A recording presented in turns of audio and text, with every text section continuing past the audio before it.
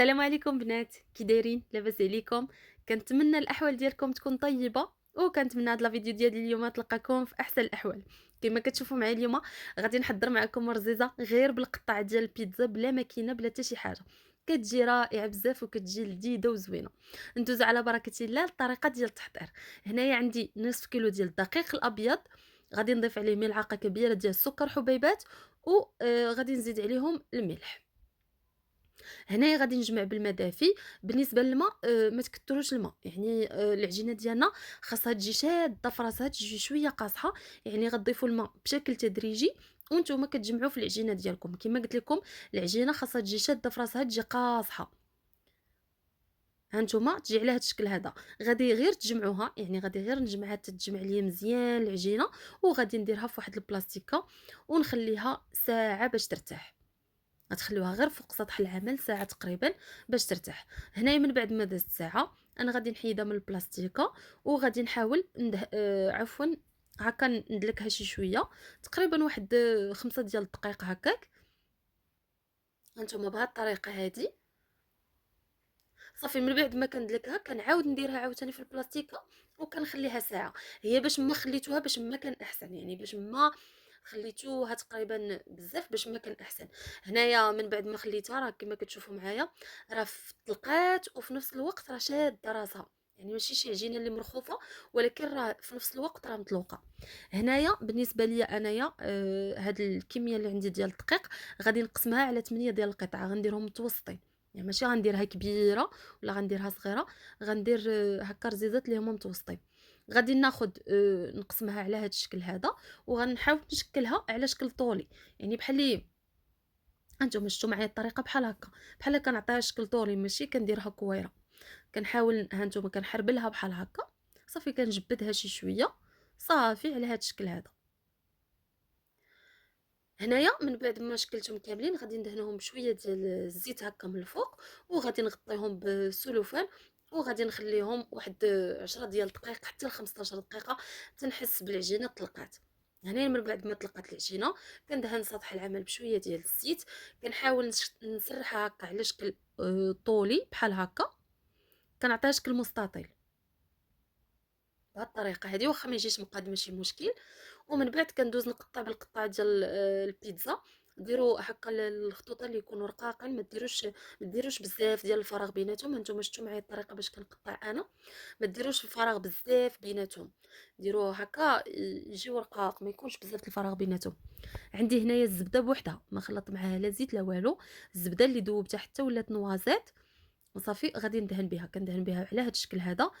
كنجمع العجينه ديالي هكا كنهزها وكنخليها جانبا باش كترتاح. هي باش ما ارتاحت باش ما كتجيكم اسهل. كتشوفوا معايا العجينه راه كتعطيني الطوع، يعني راه ما عذباتنيش نهائيا. صافي راه شفتوا معايا الطريقه ديال التقطاع. غادي ندير نفس الطريقه مع الثانيه باش تشوفوا معايا.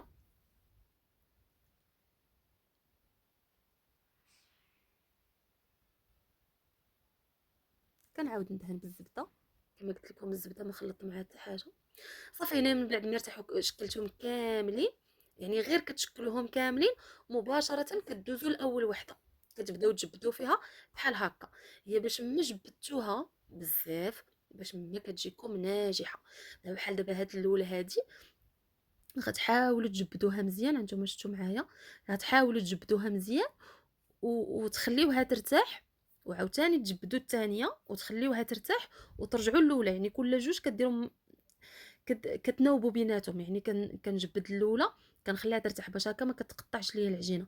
كنجبدها بهذه الطريقه هذه وكنخليها ترتاح، وكناخذ الثانيه كنعاود نجبدها بنفس الطريقه بحال هكا وكنخليها حتى هي ترتاح، وكنعاود نرجع للاولى كنزيد نجبدها. لان الا بقيت كنجبد غتقطع، ولكن الا خليتها ارتاحت شويه على ما جريت الاخرى فالاولى كترتاح ليا كتجيني عاوتاني ساهله باش نزيد نجبدها شي شويه. حيت باش ما كتسرحوها هكا كتجروها بحال هكا باش ما كيرقاقوا لينا ديك الخيوطه، باش ما كتجينا ناجحه. نتوما شفتوا معايا الطريقه كنلويها على يدي على هذا الشكل هذا. راه ساهله دغيا دغيا. صافي على هاد الطريقه هذه. صافي من بعد كندير هذيك اللي كيشط ليا هكا في الداخل، كنحاول نجمعها هكا صافي. وها هي الرزيزه ديالي، غادي نخليها ترتاح عاوتاني على ما نشكل الكميه اللي عندي كلها. ها نتوما شفتوا الثانيه غادي ناخذها كما قلت لكم، بقاو تناوبوا بين كل جوجه، تناوبوا بيناتهم. ها نتوما شفتوا راه كتحل لينا، راه محلوله وزوينه، كتجي رائعه بزاف وما كتعذبش. يعني راه ما كتاخذش كاع بزاف ديال الوقت. هاد الطريقه هذه ساهله ساهله.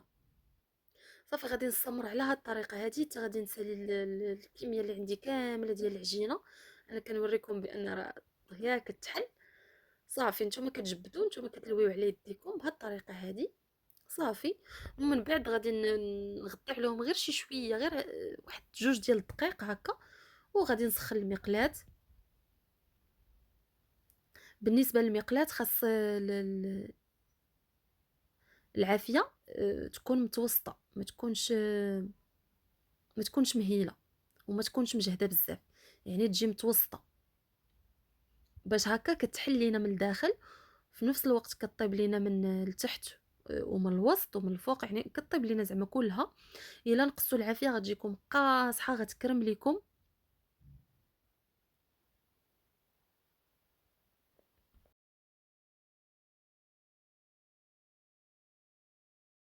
كندهنو هكا المقلب شويه ديال الزبده.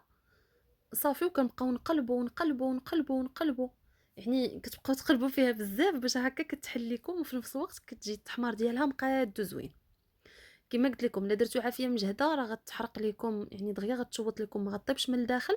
والا درتوها عاوتاني مهيله راه غتقصاح لكم بزاف. وبالنسبه للطريقه باش تسرحوها، ما تسرحوهاش رقيقه. هانتوما راه شفتوا معايا كيفاش سرحتهم انا، ما تسرحوهمش بزاف تسرحوها رقيقه بزاف.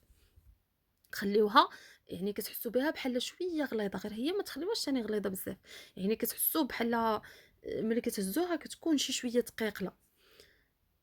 صافي كتستمروا بهذه الطريقه هذه. المهم حيت لا رققتوها بزاف راه غادي تجيكم كارمه، يعني ما تجيكمش كاع رزيزه، غادي تجي قاصحه وما غاديش تكون محلوله هكا من الداخل. صافي غنستمر على هاد الطريقه هذه حتى غادي نطيبهم كاملين كما كتشوفوا معايا. راه كنبقى نحرك بزاف، كنبقى نقلب ونعاود نقلب. هانتوما من بعد ما طابت الرزيزه ديالي كتجي على هاد الشكل هذا.